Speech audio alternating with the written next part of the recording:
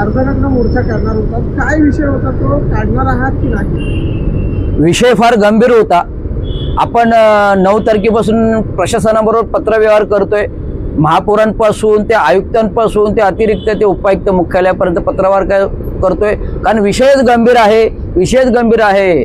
आज गेली 15 वर्ष मला वाटतं 2011ला 10, 20, 30चा एक महासभेने ठराव केलेला आहे प्रशासनाच्या बाबतीत की ते वेतन त्रुटी ज्या आहेत वेतनाच्या ते त्यांनी द्यावेत, परंतु त्याची अंमलबजावणीच होत नाहीये. 15 वर्ष झाले. तर मी अतिरिक्त आयुक्तांशी 2 बरोबर बोललो की साहेब आपल्याकडे प्रशासनाचे कर्मचारी तुटवडा आहे. मग तो कर्मचाऱ्यांचा दोष नाही तर तो महानगरपालिकेच्या प्रशासनाचा दोष आहे. आणि दुसरं जे थकीत 7वं वेतन जो 5 वर्षाचा 21ला एका वर्षात जे अभिजित बांगरने कबूल केलं होतं ते आज 5 वर्ष झाले ते मिळत नाही आहे. 180 2 टप्पे जे मिळाले ते आपण संघर्ष केला, आत्मदलाचा इशारा दिला म्हणून मिळाले. आणि आज 3रा हप्ता 3 हप्ते जे आहेत थकीत आम्ही एक रकमी मागितले आहेत आणि 5 वर्षाच्या व्याजासकट मागितलेले आहेत. तर हा गंभीर विषय आहे.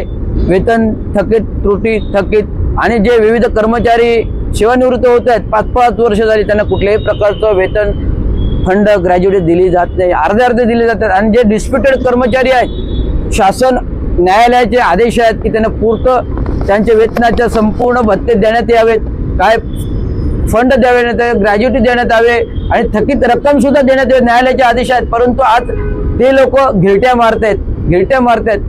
परंतु जर सेवानिवृत्त कर्मचारी रिटायर्ड झाला आणि त्याचा दावा जर निकाली निघाला असेल तर महानगरपालिका का अपील करते? हा एक मुद्दा आहे. गरज नाही ना. आता तो सेवानिवृत्त झाला, अपील करून काय त्याच्याकडे धनसंपत्ती प्रॉपर्टी प्राप्त होणार का महानगरपालिकेला? नाही. तर न्यायालयानुसार धोरणानुसार त्याचे ते थकीत सगळे देण्यात यावं, कारण अशी स्थिती आहे की ती व्यक्ती आत्महत्या करेल अशा प्रकारच्या कर्मचाऱ्यांची स्थिती आहे. अजून एक हे अशा दुर्धर गोष्टी माझ्यापर्यंत पोहोचत आहेत, कारण त्यांना माहिती आहे एकच साहेब जो आवाज उठवू शकतो तो म्हणजे रवींद्र. कारण आपले महाराष्ट्र म्युन्सिपल कर्मचाऱ्यांचं मोठं बॅनर आहे बाबांनी दिलेलं, त्याच्यावर आपण भांडतो. आता एक नवीन मुद्दा आलाय. एक नवीन मुद्दा असा आहे की आपण माहिती आहे प्रभारी चार्जेस बाबत काढा म्हणतोय. शासनाकडे मी जाऊन बसलो, त्यांनी सांगितलं आम्ही दिलेले नाही, महानगरपालिकेने दिलेले, ते महानगरपालिकेने रद्द करावा. पण महानगरपालिका कोणाचे आशीर्वाद, कोणाचे योगदान, कोणासाठी का? कालच मला माझ्या समोर खबर आली, आपले सगळे सिक्युरिटी एक गट्टा माझ्याकडे आले, साहेब असा मुद्दा आहे. काय मुद्दा आहे? तर आयुक्तांनी सिक्युरिटीजनच्या म्हणजे तंदुरुस्तीसाठी व्यायामशाळा मुबलक उपलब्ध केली आहे सगळ्यांसाठी. तो एक आदेश आहे आयुक्तांच्या मान्यतेने. तो आदेश जो आयुक्तांचा आहे तो मिनल पालंडेने धुडकावलेला आहे. म्हणजे मिनल पालंडे हे आयुक्तांपेक्षा मोठे आहेत का? कोणी IAS-MPS अधिकारी आहे का? एक क्लर्क अधिकारी महिला, तिला कोणाचं योगदान, कोणाचे आशीर्वाद आहेत की ती एवढी आयुक्तांचे आदेश धुडकावते, कर्मचाऱ्यांची व्यथा मांडली? मग काय आहे याच्यामध्ये? शासन सेवा नियमावलीचा भंग आहे.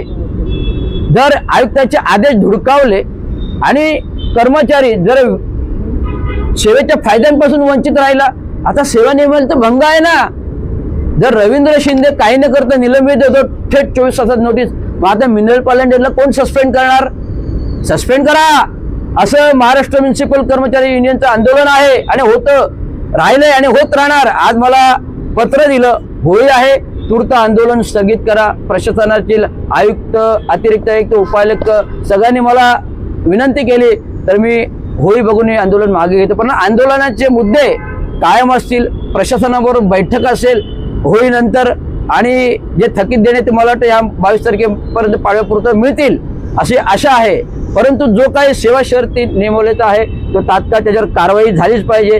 दिवंगत कामगार चांगो शिंदे यांचं नामकरणाचा ठराव राजेश सोनवणे जे आयुक्त आहेत, सहाय्यक आयुक्त आहेत, ते बोलते रद्द झाला. रद्द कुठे? ठराव आहे की फेर सादर करा.